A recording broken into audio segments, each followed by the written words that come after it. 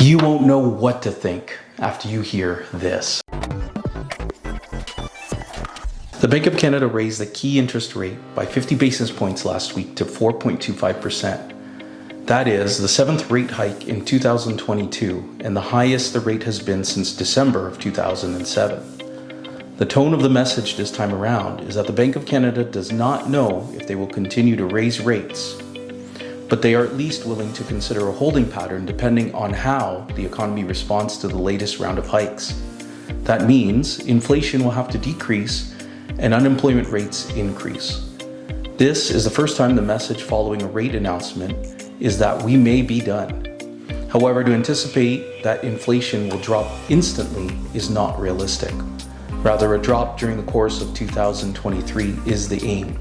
Naturally, following the headline "No More Hikes," the question that follows is, when will there be rate cuts? The last course of action the central bank wants to do is cut rates immediately following several rate hikes. So it would appear rate cuts are not likely for a while. Some say in the fall of 2023, but most are calling for sometime in 2024. The trouble with data analysis is that information can be lagging. Data, depending on which sector, is slow to capture the impact on an industry and the economy. Real estate data is weighted seasonally and year over year. The effects are recorded well after and not as they occur. One thing is for certain, attention will be set on bank balance sheets. Will banks in their reporting show losses? Highly unlikely, but one indicator of impact will be mortgage defaults. In preparation for hard times ahead, mortgage insurers like Sagan are allowing lenders leeway to create a little more breathing room for borrowers in financial hardship by using emergency loan modification options that will allow some struggling homeowners to extend their amortization periods, reduce or even defer payments.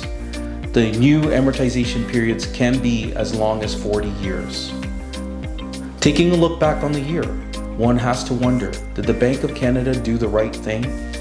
More questions remain unanswered and makes the year ahead a little less certain.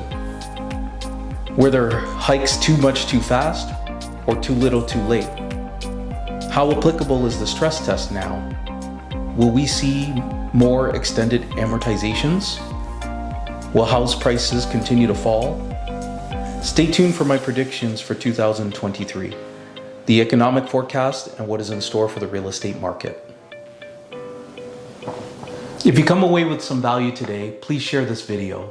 Don't forget to subscribe and leave me a comment. Did the Bank of Canada get things right in 2022? Thanks for watching. We'll see you next time.